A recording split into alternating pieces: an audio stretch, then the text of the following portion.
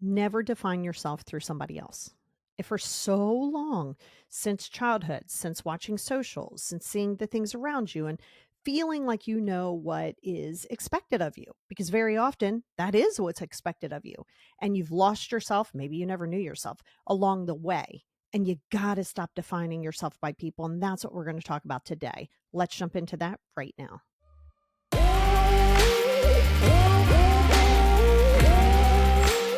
Hey, everybody, and welcome back to the Positivity Experience. It's your girl, Lori. We are towards Thanksgiving here. I know some countries that listen, you've already had your Thanksgiving, but here in the States, we're getting ready to start Thanksgiving, and then we have the holiday right upon us. There's going to be a lot of expectations, and you're going to define yourself and things, and this was a perfect time to do this topic. Highly recommend you consider joining the Patreon. That's where you will get a worksheet that tells you how to start this journey as far as this part of it, because sometimes you can listen and go, great, I don't know where to start. That gives you a starting point.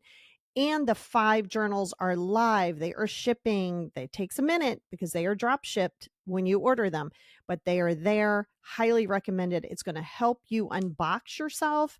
Proven effective. Jump over to my website, thepositivityexperience.com, and jump over to Patreon, patreon.com/the positivity experience with an X.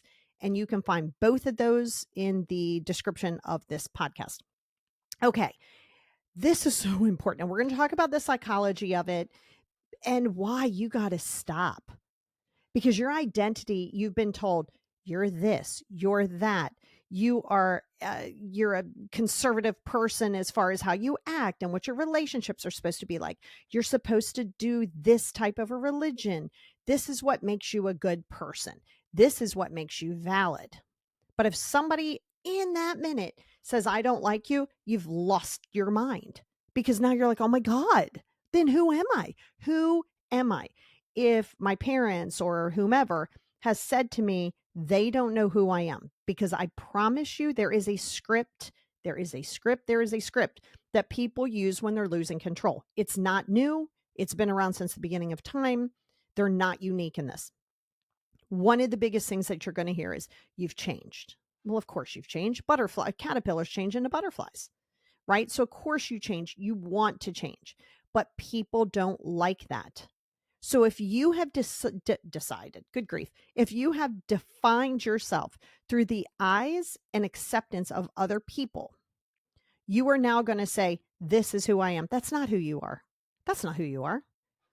98% of the things that you tell yourself, I'm stupid, what's wrong with me, I should be further along, those aren't even your voices. That's not your voice. That's society's voice. That's mom's voice. That's maybe you're in the church, that voice. All of these things that come into play. Religious trauma is real. Religious trauma is absolutely real, because that's telling you this is who you have to be in order to be a good person. And that's not a true statement. Obviously, we know childhood trauma. Listen, I said this to a few of my clients, so I need to say it to you. Doesn't matter where you are. Just because you think that you're working through your trauma doesn't mean that you are on the other side of that. And it's not always the obvious abuse, verbal abuse. It's not always the obvious manipulation. But you are going to be defined in your mind by these people, even in a secondary version. Let me explain what I mean by that. Say you're 8 and you're playing with Barbies, G.I. Joe, whatever you're playing with, video games, and you're sitting down, you're not even dealing with mom or dad and their best friend. They're just hanging out. And they open up a magazine or they're going through something. And again, they're not talking to you, but you hear the conversation. And they are talking, they're like, oh my God, she looks so good. Did you see how much weight she lost? Huh, she looks incredible. What a great weight loss. Now you hear that, you're like, oh, okay, you don't think that you're hearing it. You're hearing it. They're flipping through or doing whatever. And about 25 minutes later, they're going, oh my God, she's way too fat. Oh, why would you wear that? Oh, she is so fat. You don't want to, ugh. Now, you've heard this. They haven't said to you, you got to lose weight, but you now hear, if I have a certain amount of weight, whatever people define that as, I have now lost my identity because I'm ill, because that's what was defined by me. So see, here's the issue, because so many people will come to me and they'll say, God, I don't know. I think I had a good childhood. Okay, well, maybe you did have a good childhood. But I tell you what, you heard things. You heard what's acceptable. You heard someone say to somebody, oh, well, you got to keep doing, you can't rest. Oh my God, that's lazy. Don't be lazy, even if they're not saying it to you. So here is why you go down this rabbit hole of thinking, I should be more healed by now. Why? This isn't fast. I'll tell you, like I've said a million times, this journey is a long journey. Don't come to me or anybody else and think that you're going to, boom, figure it out in a year. You will not. And the difference between the people who continue their healing journey and get on the other side is going to be the person who is committed to being boring, to talking about the same thing each week over and over again, showing up for themselves when nobody else is watching. So in the beginning of the year or whatever it is, let's say 90 people, 100 people are like, I'm ready to live my best life, all in for the first 3 weeks. And they're like, well, God, we still talking about the same thing. So now they start pulling back. Or 3 months later, they're like, okay, cool, I'm good. You're not good. And then they pull back. At the end of the year, you have about 27% of people starting at 100%, 27% of people who are still committed to themselves, still committed to doing the journals, still committing to showing up when nobody's watching. Are you going to be in the 27%? Or are you going to be in the 100% that started and fell off? Because that's a difference. And that is what makes the difference. So if you're not willing to commit to yourself, commit long-term, commit to feeling like it's boring and repetitive, then you're going to stay isolated. And this goes into somebody telling you, oh, don't go talk to somebody that's sharing your business and everything like that. No, because now if you go to talk to somebody, you're weak. If you, no crying in baseball, like that's why it's so hard for men to sometimes display emotion. They were told it's weak. They were told that's not what you do. You're defined by this. You're a good person if you do this. I love you if you get the good grades. I don't love you if you don't. So now you're defined. So what does that look like for you? How do you know that you're allowing it? If you are adjusting your personality depending on who you're around, well, first of all, that's people pleasing. And yes, that is absolutely manipulation. We know where it came from. But if you're twisting yourself to be a certain person and changing up who you are per person, yeah, that's not a thing. You don't want that. You see that a lot in high school. I mean, I'm a girl, and in high school, you try to fit in. So you go to this group and you're, yeah, oh my God, I love this. And you go to this group and you're, oh my God, I hate this. So you're defining yourself through what the people that you're surrounding yourself with. You don't have to be 15 to do that. Are you doing that now? Are you changing your personality depending on who you're around? That's a problem. Get on my books. Let's go. You do not need to do that. If you feel the need to do that, you got to ask yourself why. Are you apologizing for your emotions? My God, we used to have to do that. I don't know if you experienced an I am 54, maybe you didn't, but I know I'll give you something to cry about. You want to cry? I'll give you something to cry about. Oh, okay. What? That's not how you feel? No, there's no place for that here. Okay, I'm sorry. So now you're apologizing for your emotions because, well, first of all, your emotions aren't anybody else's fact, but don't apologize for having them. Do you feel a rush? Oh, this is big for a lot of you. Do you feel a rush of panic when someone is disappointed in you? I'm going to follow that up with why. Oh, somebody's disappointed in you because you're not the yes person anymore. Someone's disappointed in you because you haven't quite reached the level that they want you to be. They're disappointed in you because you didn't stay stunted in your growth. They're disappointed in you because you felt like, you know what? I don't want to practice this religion. I want to be more spiritual. You're disappointing to them. You left a relationship that they love the other person. They're disappointed. Be disappointed. They can be disappointed as much as they want. You got to ask yourself, why does it matter? Why does it matter if someone's disappointed in you? Right now, it might because you don't know where your peace is. You don't know where your peace is. You're seeking it. You're trying. You're saying protect your peace. You're saying let them. You're not doing any of that. So, of course, you're going to define yourself or try to not make a stink of things because you don't want someone to feel disappointed in you. No. Do you measure your worth by how others perceive you? If you worry about what people think of you, that means that you're going to measure your value based on what it is that they're telling you that you are. If a person goes into, if they're unhealed or if they see things a certain way and they have a cognitive bias, unless you fit in that little square, that little box, they're going to be disappointed in you and they're going to think that you suck. They're going to think that you're less than. They're going to think that you're stupid.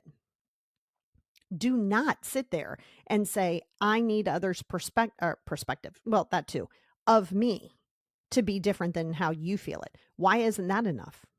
Why isn't, and you might not know where you are yet, go back to many episodes ago, is like finding your core value.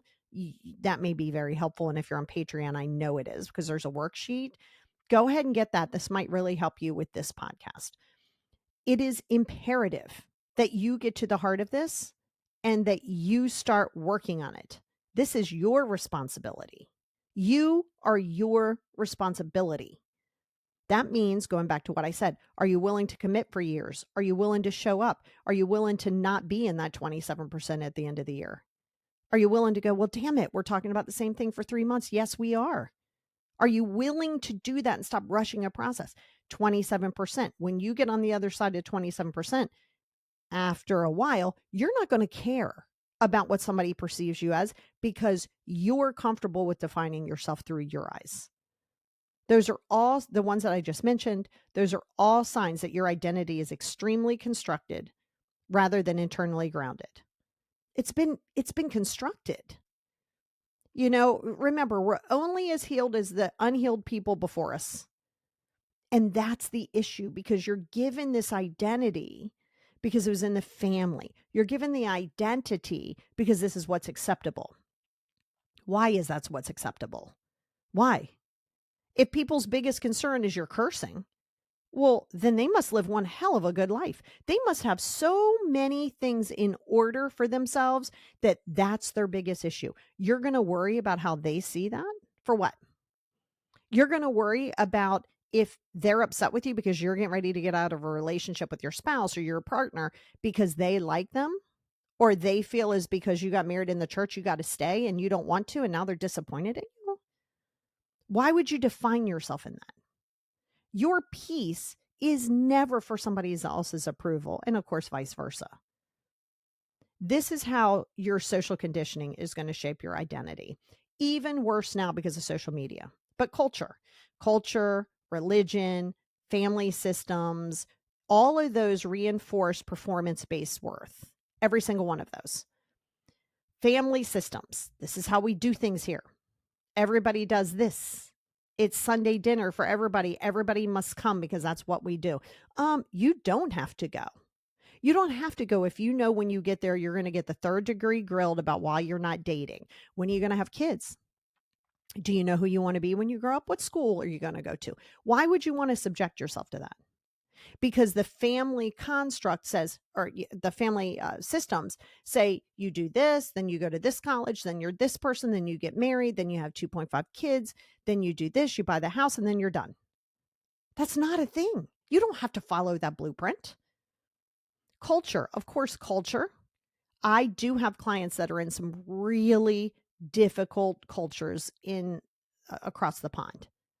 In certain countries that are having war right now. Some of those, not those war people, but I have clients in those places. So culture can be tremendously traumatic. So it's a lot of bit longer. It's a more aggressive approach. And I have a pretty assertive approach. It has to go even harder because there's these things, there's this conditioning that you have to get to the bottom of. Culture is a big issue. And this is the problem with social media. This isn't just an opinion that social media is terrible for your brain. It isn't. That's a fact. By all means, use socials to research something. How do you make this? How do you do this? Oh, what's a good place to go visit in Canada? Great. But to sit and scroll and then lie to yourself and tell yourself that you don't have time, that's a lie. That you get up in the morning and grab your phone. Why? That go to bed an hour before bed, you're still on your phone. Why? What are you avoiding within yourself? Because now in the culture, in social culture, because now not only do you have to hear it from mom, dad, and the sisters and the teacher at school, you're seeing it. You're hearing that if you do this, you're wrong. And if you do this, you're right. And you're seeing it in vast. Like it is so much coming in. That's where you have comparison. Well, I don't understand what this is. I should be further along. Now you're defining yourself through somebody else's journey. Why? This is so important. I've told you, I help people get unaddicted to social media. And some of the people who I help are on YouTube and they have millions of subscribers. And they got tired of putting their emphasis in numbers and hours. You got to stop. And even if you're not a creator, you are hurting yourself in so many ways because you're allowing that to also define you. If I have this, I'm defined as good. And you're seeing it in vast and you don't want that. Religion, I already talked to you about that. Religion can define you in a heartbeat. And most of the time you grew up in a religion because that's what you told was right. Well, why? Why is that right? So now you have, think about all of that. How are you supposed to know who you are? Culture, social being one of them. Religion, not spirituality. Didn't say spirituality, I said religion. And family systems. So everything around you this is who you are. Are you tired of that? Because this podcast isn't good for you if you're fine with it. If you're fine with that, then great. If you're not, then you got to keep listening. You got to keep doing the work. You are you. People don't have to like it, but you do. You do. You're sitting over here and you're so worried about other people's opinions and validation and defining you that you are now a prisoner to every single one of these people. Are you changing your personality? Why? Why? What are you afraid of if you distance from people? Stop keeping people in your life for the sake of having people to breathe the same oxygen and have a warm body to say that you're not alone. Well, guess what? You can be lonely as hell in a group of 50,000 people. So you got to say, why am I so worried about disappointing somebody? If you get so worried about it, you will do this for the rest of your natural born life, and you will keep chasing and you will keep looking for a fast fix, and it doesn't exist. And that's where the result of all of that is emotional exhaustion and loss of your self-awareness. You're not even going to be aware anymore. You're going to be aware of the things that you don't like people to see about you. It's so important. Why do you believe it's safer to conform? My God, we'll be here for 40 days. We're going to try to keep it as limited as possible. Because that's why people get disappointed. Number one, you're not conforming. If you don't do this, whoa, wait a minute, I don't like that. I don't know how to control that. Because when you conform, that's satisfying the nervous system of the desire of predictability. Remember, your nervous system wants to know, okay, this is predictable. I feel not as stressed now. So if you conform, then your nervous system goes, okay, cool. Like we're not rocking the boat. We're okay. It's so much safer emotionally for me. No, it isn't. No, it is not. And even if it is in that moment, you're chasing it. You're in hypervigilance. You are holding your breath almost every day when you get up and you have to talk to somebody. Because your nervous system goes, unless it's predictable, it's problematic. But no, discomfort is where everything grows. Everything grows in discomfort. Discomfort doesn't mean unsafe. Discomfort doesn't mean wrong. That is how you're going to grow. Your brain, of course, craves control. And then performing for approval of others, that's providing temporary certainty. So on top of everything, your brain's like, okay, this is cool. I can predict this. And I'm going to keep doing this because I can control the narrative. If I conform, which by the way, manipulation too. If I conform, there's no drama. There is, but whatever. There's no drama. I feel important. I feel respected. I feel loved. No, who are they loving? They're not loving you. They're loving some version of you that you're creating because you want to conform, because your whole identity has been built on conforming. So you think people are loving you and liking you. They're not liking you. They're liking a clone. They're liking a version of you that isn't even real. So you're working on maintaining something that isn't real. What are you building your foundation on? Of course, you're going to constantly chase it, because then sometimes you forget who you're supposed to be. You're like, oh God, wait a minute. That's not who I'm supposed to do this with. Now you're walking around in anxiety. And if you say, if I'm what they want, I'll be safe. If I am what they want, I'll be safe. So you're going to do that forever, because guess what? People will change. I'm definitely not the same person I was in my 20s, though I do carry some of that with me. I want different things. I need different things in my life at 54 than I did at 24. So if you're now conforming to me at 24 and you sacrifice all these things because you're defined through my value that I give you, and now I flip script because I'm a human and I'm going to go about my own growth. So the same things at 24 that I used to be fine with, I'm not anymore. And now you're going, I don't understand. Let me conform to what it is that they want. The moment you do that, you're breeding resentment, because you will get resentful. You will go victim mindset. I don't understand. I do everything for everyone. Stop doing it. A person cannot take what you do not give. They can't take advantage of what you prevent to stop. Prevent by stopping. This is imperative. What is your biggest fear about that? Until you're willing to look yourself in the mirror, but really sit with yourself and say, oh my God, I am my own responsibility. You're neglecting yourself. That version of you, the real pieces of you, are looking at you themselves and going, what is this? Why do we just say yes to that? We don't want to do that. That's bad for us. We don't want to show up for Thanksgiving. Every time you go, you leave in tears. You hate it there. You have to take a tranquilizer and 4 bottles of wine before you get there. So, but you're going to conform because you don't want people to be mad at you. Make that make sense to yourself. Make that make sense to yourself. Because you're going to keep doing it. And then you're going to hear, this is what we've always done. And I can't believe you're doing that. And then you're going to have your attachment piece that's going to have FOMO, fear of missing out. So now you're going to go, I don't want to go, but I don't want to be here by myself. You will constantly chase that. You will define yourself through that at any given moment.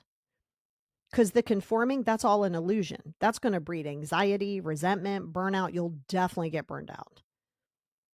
Because see, authenticity feels dangerous to you. And your authenticity is scary to you because your conditioned mind goes, we don't rock the boat. We don't want to try those things. What if spiritually you want to step out and do something different? Do it. What if you decided, I was in college for 6 years and I studied engineering, but I don't want to do that anymore? Then don't. You have so many more options and opportunities at your fingertips if you stop conforming. If you allow yourself to see it and say, you know what? Like, same thing I tell you, same people who start on your journey don't always end on your journey. If you're not willing to accept that, and you're not willing to piss some people off, and you're not willing to hurt feelings and disappoint people, you're going to stay exactly where you are, defined by other people. I mean, that's just how it is. That's not an opinion. That is a fact. Your sense of identity becomes very fragmented. Sense of identity is fragmented. It's an amalgamation of the roles. The reliable one, the strong one, the quiet one. Think about that. Oh, you're so strong. Oh, God. Okay. Oh, you're so quiet. That's so cool. You're so reliable. Oh, I love being able. So now you've identified, I'm the reliable one, which now in your conformed mind goes, well, you're reliable. Every time somebody needs something, you better say yes. You have to, because you're reliable. The moment you don't want to and the moment your authentic self goes, God, okay, I don't want to stop giving. That conditioned one goes, whoa, don't be selfish. Because you've been identified as the strong one, the glue that holds the family together. You're the strong one. We can all dump on you whenever we feel like it because that's who we have defined you as. But your true self-expression is always going to feel risky, even though that's the only path to peace. The only single path to peace is true self-expression and allowing yourself to continue to conform to your own mind in a good way, not conform so much, but permit, allow that to go, to grow. This is important. And this is why you got to stop seeking fast fixes. Stop seeking that magic social media post. It doesn't exist. It does. Stop going external. Stop looking for these amazing things stop going through 57,000 TikToks of all things and going, oh, this person says I'm right. Stop doing that. Get off TikTok like that. Why are you still there? What is important to you? Are you important to you? Because that's the other thing. Maybe you're not. That's not judgment. That can be a fact too. Maybe you get so caught up in the role that everybody else gave you. So let's go back and say this. I mean, even in some ways, like I was born in the 70s. So I know that was there, but let's go back to like the 50s for some of us on here have been here. Let's say the 40s and 50s. And people used to have a lot of kids. Let's say you lived on a farm, but they had a lot of kids because you had more hands to work, right? They had more worker bees. If you were the firstborn girl, now your role now becomes, hey, all of the younger kids, you got to take care of them. So now you're the caregiver for the young siblings. And guess what you've done? You've now taken on that role because you were conditioned to. So throughout your whole life, you sacrifice yourself because apparently your main role is to show up here and be that person for everybody else. Not you. You can't be your own person. What is that? People don't know who they are, so they expect you to tell them who they are based on conforming to them. It's not going to help you at all. Think about right now. So let's do this in real time. Think about one person in your life who has told you something like, you're the strong one, you're the planner, you're all of these things. Now, some of that was given to you, some of that you made yourself, right? Do you like that role? Because being kind is not self-sacrificing. No, it is not. You can be kind and step back. You can be kind and caring, but protect your peace first and foremost. Because then that real care is actually true and it's not told that you care. Do you like that role? What's your risk of letting go of that role, of being the fixer, the reliable one? Oh, people get disappointed. Why does that bother you? Would you rather them not be disappointed in you or you continuing to feel empty and lost? Which one do you want? Can't have them both. You cannot have them both.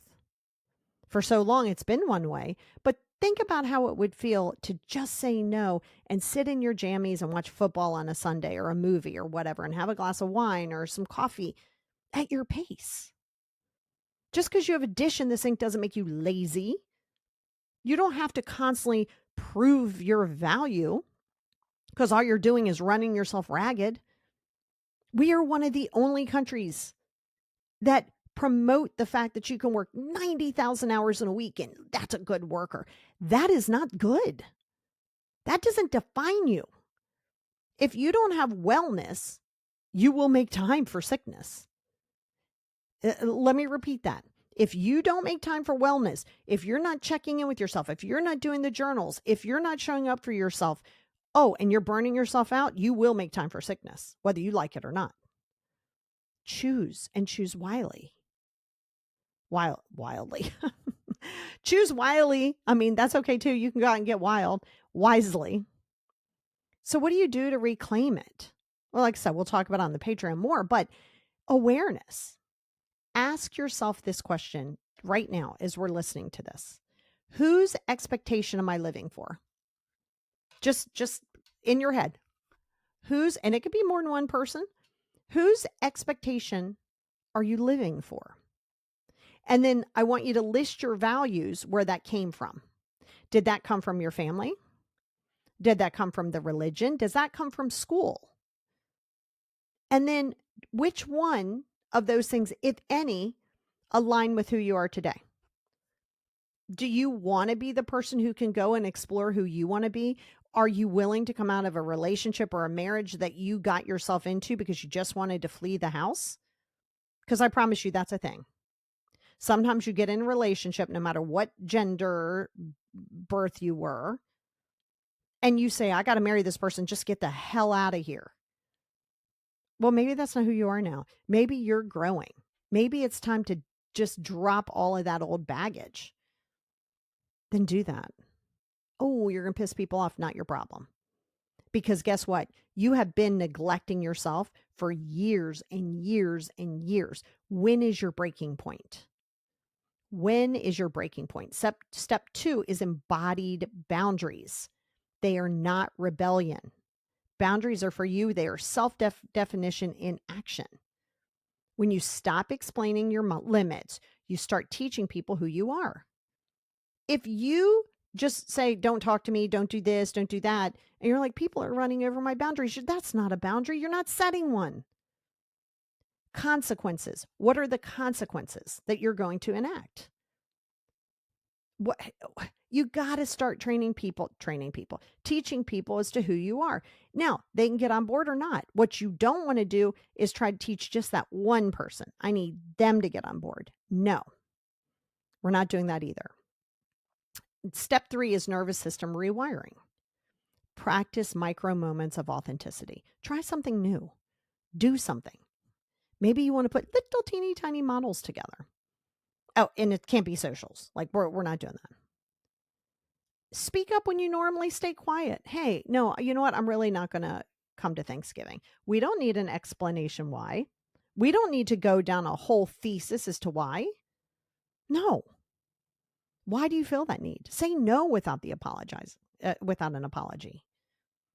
Each time that you act, you are retraining the brain to associate honesty with safety, not threat. When you act accordingly, act authentically, you're going to retrain that brain to associate honesty with safety and not a threat. It's very important. And once you get there, you will not want to go any other place but forward. I promise you that. Because you don't know till you know. Like if you never had chocolate cake, well, I like chocolate cake. Maybe you don't. But if you never had chocolate cake, you could just hear people go, oh my God, it's great. You're like, okay, I don't know what. And then you have a bite of chocolate cake. You're like, oh my God, this is great. It's the same thing with this. Redefine what success means to you. If you're afraid, oh my God, I have a whole podcast on perfectionism. Perfectionism's fake. It does not exist. So you want to redefine your successes and know that you're not supposed to kill it at 100%, that you're not going to knock everything that you do out of the park. No. Replace I'm successful when they approve with I'm successful when I'm aligned. You're aligned. Screw them. You're in alignment. And that's what you're going for, alignment. Not at 100%, just alignment. That mental reframe is going to strengthen your self-trust and it's going to reduce those external dependencies. Because you have these dependencies on if I do this, if I'm told this, if I see this, especially in the creator world, if I have 100 million subscribers, who cares? You don't think 100 million people are actually watching you, do you? No. Your true identity isn't something that you create. It's something to remember. It's not something that you create. It's been there all along. You just have to figure it out. Maybe you don't like ketchup, but you were told you put ketchup on fries. Stop putting ketchup on fries. It doesn't have to make sense to anybody else. Because beneath the layers of performance and compliance, you already exist. You're not lost. You're not stuck. You're a person in a corner waiting to be heard, but that person, waiting to be heard by you, not by everybody else, by you. So beneath all the layers of your performance and your compliance, you already exist. So you don't have to create it, it's there. You're not who they told you to be. You are who you've always been before the world convinced you otherwise. And you might not even know who that is. You might not even know who that is. Don't say it's sad. Do not say it's sad. Do not do that. You're in a place now to where you can take the tools and the compliance that you used to do and flip that into a protected boundary in a healthy way. Because you want to strengthen your self-trust to reduce that external dependence. You have always been there. You are who, listen to that. You are who you've always been before the world convinced you otherwise. That you're wrong. You shouldn't have those feelings. Don't like that. That's evil. Don't do this. Eat this. Oh, good job. Not good job. Did you do this? Oh, why didn't you do that? So of course you're going to have a nervous system meltdown. You can't meet your true self while performing for your false audience. Let me tell that you again. You can't meet your true self while performing for your false audience. When you stop auditioning for acceptance, you finally get to live in peace. You finally get to you're auditioning every day. I need approval. I need approval. You have a false audience. You are not you. Before you say, well, I want them to love me. Well, then you better start being authentic. Because just because they see you now, they're not seeing you. A, they're seeing what they want to see. And B, they're seeing the version of you that you show them. That's right. If you guys know this, I repeat it all the time. I cannot stand country music. That's just me. I just never have. I grew up in a not so great childhood, and there was a lot of country music playing. So it's just, I have a very an adverse reaction to it. It's just not for me. So if I felt the need, I had to fit in, and four of my friends are like, let's go see a country concert or country's calling or whatever. If I change my personality to fit in, I'm going to be miserable there. Now I have to put on this front. Now they think I like it. Now they're buying me cowboy boots for Christmas, and they're getting me tickets to Nashville to go see something. Great. Now I got to continue to carry that lie. And I got to get there, and I got to, oh my God, this is great. Meanwhile, I'd rather stick needles through my ears. You're doing things, and now forever they're going to identify the fact that I'm in love with country music. I mean, I could always say I'm not. People around me know. I want you to go. Listen, I cannot sing my way out of a paper bag, though in the car, I swear, I feel like I am a great singer. So I respect people who can sing regardless of the genre. I respect it. I respect them putting themselves out there and displaying their talents. I just don't have to listen to all the talents. And it's not a hate for the person. It doesn't align with me. So why would I subject myself to something like that? Because now it's part of my identity. Now I go hang out with other people and they're uber religious. If I'm still trying to conform, now I got to do that. So I can't go to this because now I have this and I have to be this person for all of these people. Why are you doing that? Okay, a question for you. While you're listening, I'm talking to you. Who are you faking? Who are you faking to be for somebody around you? Be honest. This isn't a judgment for yourself. Don't self-judge. Don't self-criticize. Who are you faking for? Who have you said that you like something and you didn't? And by the way, it's also not beneficial for the relationship. I love the fall. You guys know this. If every year could be September through December for the rest of the ever, that would be amazing to me. I like hiking. I like cool, crisp days. Don't tell me you like it, but you technically hate it. So don't come along on a hike with me because you want to fit in and be my friend, because energy doesn't lie. Your words can lie. Your actions can lie. Your energy doesn't. Because I'm going to go and I'm going to be out all day and I'm going to climb up things and I'm going to go off paths and I'm going to sit there and my hands are going to be chilly and I love it. So if you're tagging along because you're telling me how much you love it, I'm going to feel that you don't. And it's going to be really hard for you to continue to fake that 4 hours into a hike. So you got to remember, it isn't just about you. It is about the relationships that you cultivate around you. You want them to be authentic. And you don't want someone to feel uncomfortable, even though You're trying to make them comfortable because you want them to see your value on how great you are as a hiker. There's so many things in this world that people don't like doing. I mean, of course, you have to do some things, go to work, pay taxes, you have to do all those super fun things. So some things you do have to do. Well, I guess in theory, you don't have to. You can just go to prison.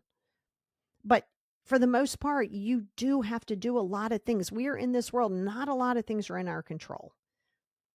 But defining yourself through somebody else's approval is absolutely in your control. Think about if somebody came along, let's say you tell them you love woodworking now, you're going to go to a woodworking shop. And somebody, your new partner is like, oh my God, I never want to be without them. Now we go into attachments.